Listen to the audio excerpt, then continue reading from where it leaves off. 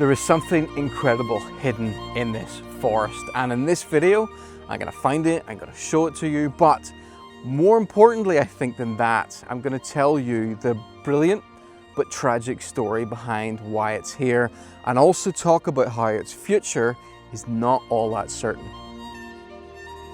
In 2016, passengers in an airplane flying over Ireland looked out the window and saw this.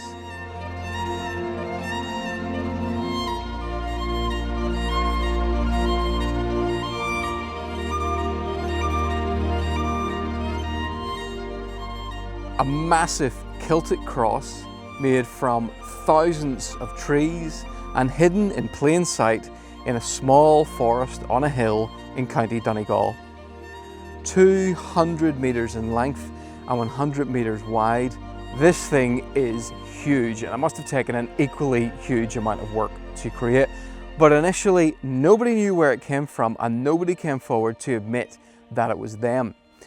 And when the secret origin was finally revealed, it added a lot more value and a lot more meaning to this cross than was first obvious.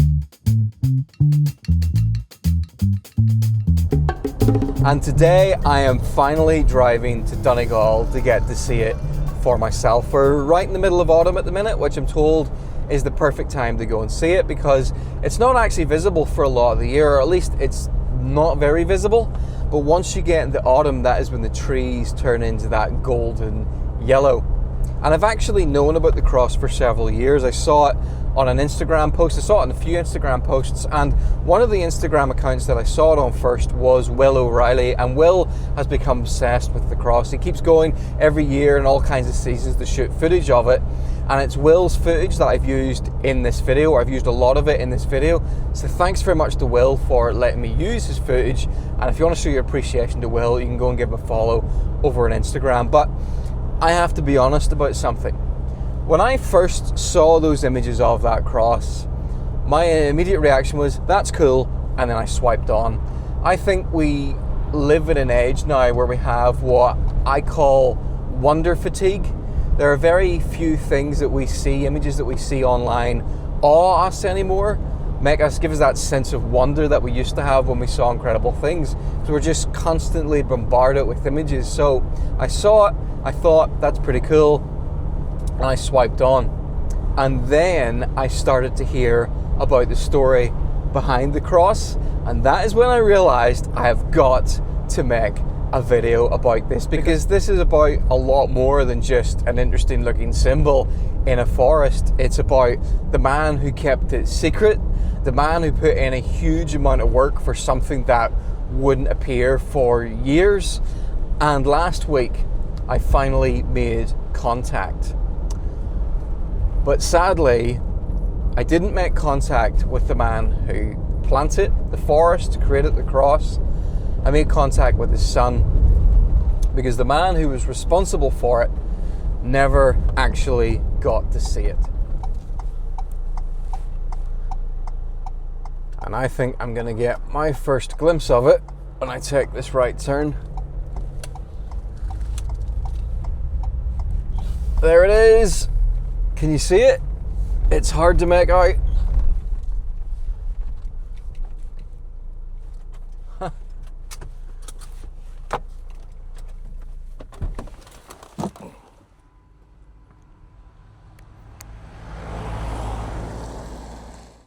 From the ground, it kind of just looks like an arrow or a random shape. Right, let's see if we can get up into the forest.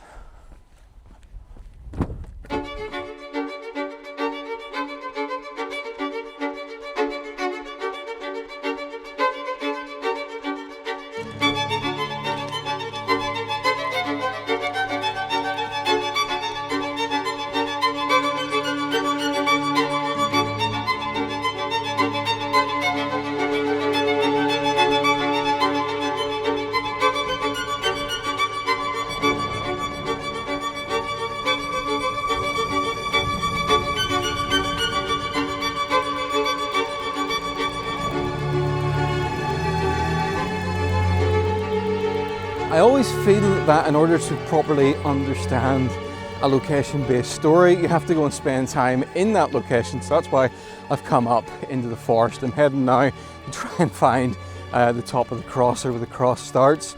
But this is actually a commercial forest plantation. It's run by Coillte, which is the Irish Semi-State Forestry Service. And unfortunately, that could turn out to be a really, really bad thing for the future, for the longevity of this cross. And I'll talk about that shortly, but first of all, we really have to talk about the man whose idea this was. Here it is. Here it is, look. This is the start of the cross. You can tell because we got dark green trees to golden to dark green trees again. This bit here is the very tip of the cross, and you can just sort of see the golden color disappear down into the trees. Okay, so 2016, tourists are flying overhead, they're looking down and they're seeing this golden cross. They're taking photographs of it, the media finds out, and initially nobody knows who was behind it. It wasn't an official tourism exercise, it wasn't something the forestry had commissioned, but eventually they figure it out. This was the brainchild and creation of a man called Liam Emery. And Liam, conveniently enough, was a forester. His job was to manage forests, plant trees, convenient skills when you want to do something like this. And in the early 2000s, Liam was given the job of replanting or planting this forest. This is a commercial forest plantation. It's a crop to be harvested. They're normally not particularly nice looking forests, but Liam saw an opportunity because he saw a hill that in late autumn would be facing right into the golden sun, just in time for the right type of tree to work its magic. And the way that actual transformation happens, the changing from green to yellow, is actually quite incredible itself, but it's very nerdy. So I'm going to save that for later on. But Bernard, who was Liam's colleague, who actually worked with him here in this forest, explained that they planted over 3,000 of those special trees to make the cross. And it's an incredible bit of work, or bit of art, but the tragedy of it is that Liam didn't live to see the final result, because not that long after all the planting had been finished, Liam was involved in a kayaking accident. He suffered brain damage, which he never recovered from. And in 2010, Liam died at the age of 51. And it would be another 6 years of the annual cycles of life and death, of the seasons, before Liam's creation was finally revealed in all its glory. So when I made contact with Liam's son, Declan, I was curious, what was Liam actually like as a person? And what Declan told me was that first and foremost, he was a family man. His family were such a big priority in his life. He always made time for them. He was also really hardworking, a little bit of a perfectionist at times, which might explain some of the precision that we've seen here. He was always doing something, always involved in something, be that coaching hurling, he liked hill walking, he liked kayaking, and he always had some kind of project going around the house, you know, when he wasn't planning massive things like this. And massive, I think, is the key word here, because I did not realize how big this was. I saw the photographs, but it does not give you a real idea of how big 200 meters by 100 meters is. And I thought to kind of help me to feel just how big this is, I'm going to walk the length of it. Well, I'm going to try to. This might go horribly wrong. Down through the trees.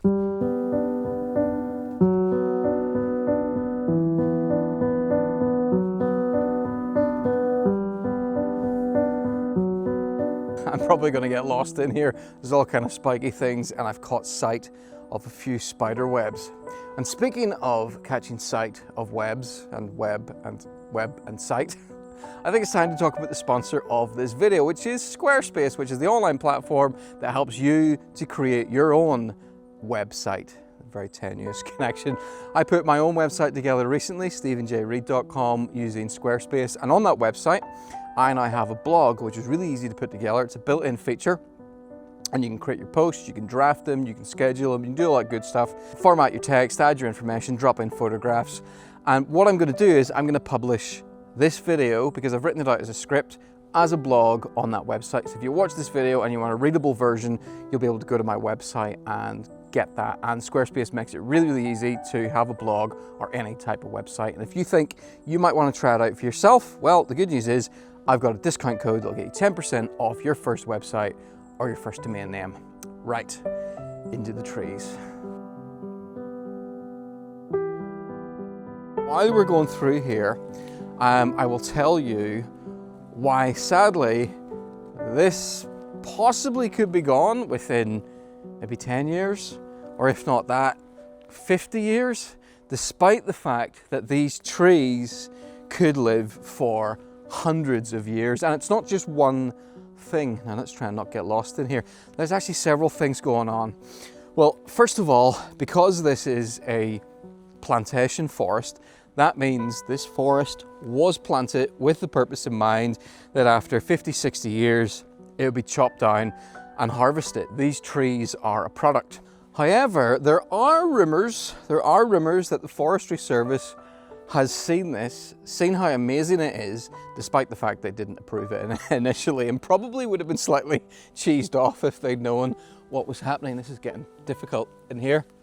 There are rumors that they might just leave it alone. They recognize its value and they might just let it stay.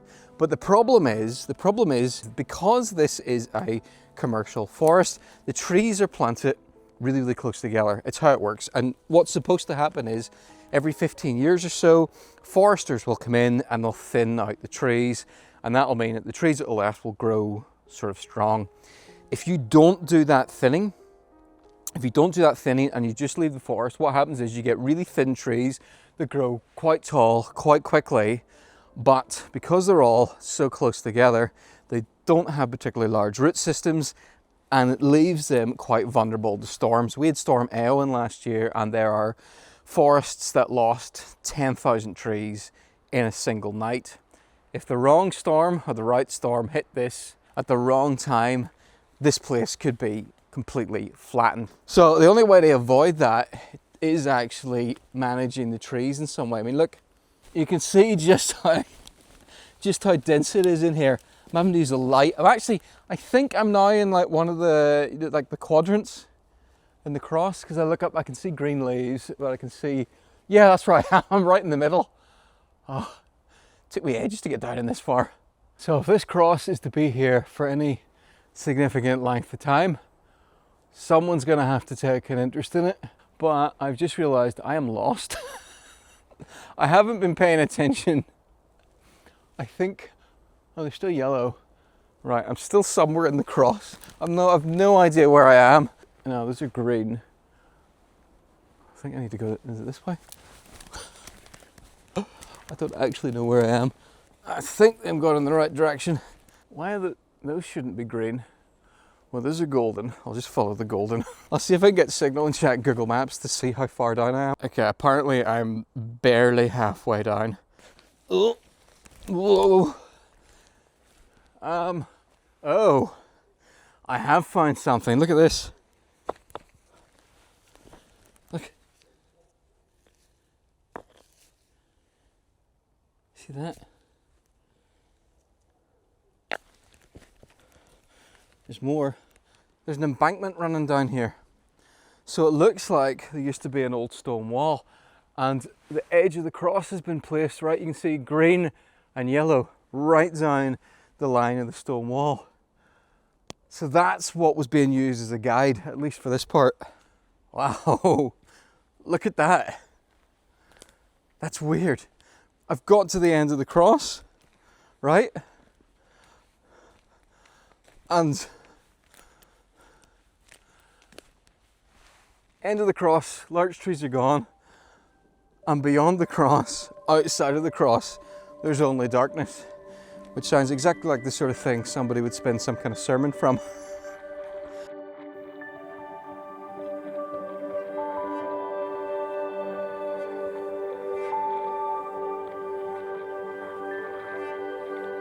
Okay, keep an eye out during this bit because you might see some things falling from the sky past my ears. So let's get nerdy now. Let's talk about how that actual transformation takes place, right? The science behind it is because there's two different types of tree here. The majority of the trees in this plantation, in this forest, are Sitka spruce, a pretty standard commercial tree. But the other trees, the trees that make up the cross and the trees that turn golden, well, they're Japanese larch. And Japanese larch is a very special conifer because it's one of the very few conifers that is deciduous. It changes color and it drops its needles. It's smart. This tree can actually detect when autumn is coming. It's able to detect the days getting shorter. It's able to detect the temperatures getting lower. And when that happens, it activates a defense mechanism to protect itself through winter. So what it does is it draws the nutrients and the moisture back from the needles into the branches, into the trunk of the tree. And at the same time, the chlorophyll that's in those needles breaks down. Chlorophyll, that's the green substance that gives leaves the green color. And when it breaks down, it gradually turns yellow, and then more of a golden color, and then it turns brown.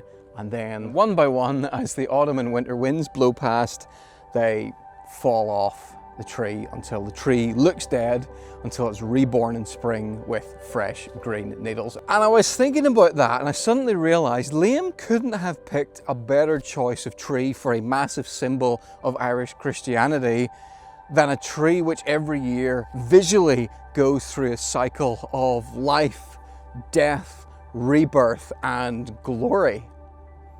And I wonder if that was deliberate. Maybe that's one of the secrets that Liam is going to keep.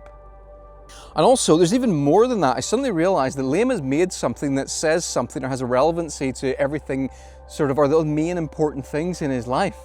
He's left behind a legacy for his friends and family to remember him by. And I know that just the fact this exists and people discovered it has brought a certain brightness to the lives of his friends and family who really miss him. Every time this appears in the news, the reminder of Liam and the reminder of his life, he's left something behind that reflects his love of hard work, his love of doing things the right way, his love of the outdoors, his love of nature, and the depth of his faith. It's pretty special, I think, and it's been a privilege to share the story of Liam's masterpiece with all of you.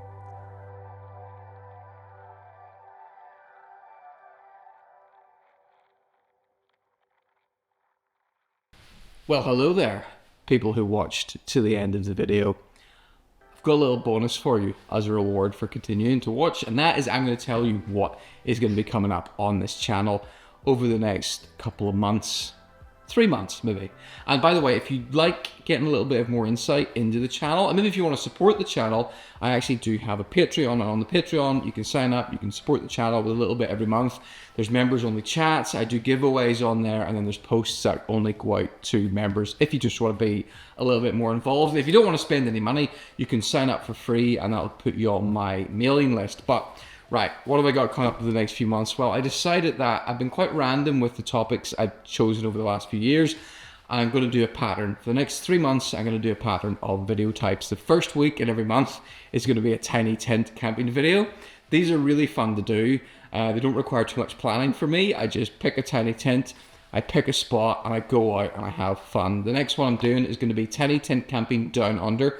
There's going to be an Australian theme to that one, which I think might be quite fun. Trying to convince Gary to come along. We'll see what happens. The second week in each month is then going to be an interesting or a weird location, which gives me an excuse to go and explore somewhere new, maybe dig into history, maybe dig into just something weird or mysterious or spooky or scary about a location.